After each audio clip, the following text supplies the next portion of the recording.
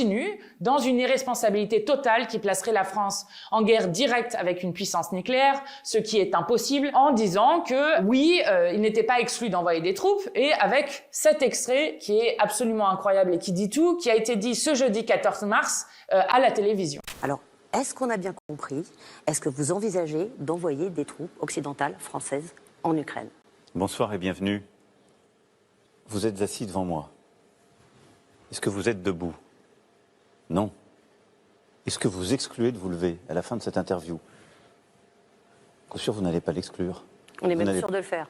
Voilà. Donc, quand vous voyez la journaliste dire que non seulement il n'est pas exclu qu'elle se lève à la fin de l'entretien, mais que elle va forcément se lever à la fin de l'entretien et que Emmanuel Macron lui dit oui, vous comprenez qu'il n'a en rien renoncé à envoyer des troupes en Ukraine, ce qui, je le rappelle, est désastreux.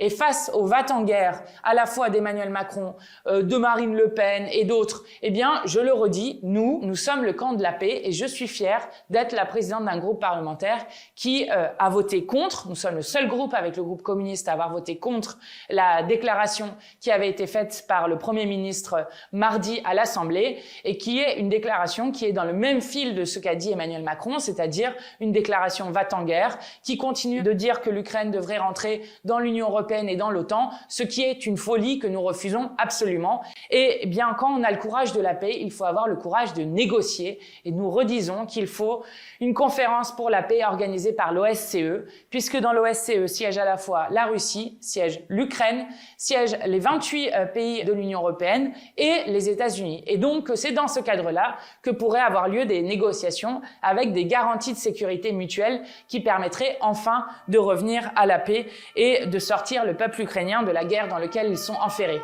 Ensuite, je voulais vous parler de la commission d'enquête que nous menons à l'Assemblée nationale. C'est Aurélien Saint-Toul qui en est rapporteur et donc c'est notre droit de tirage parce que l'Arcom va devoir décider quelle chaîne il continue d'autoriser à diffuser d'ici 2024-2025.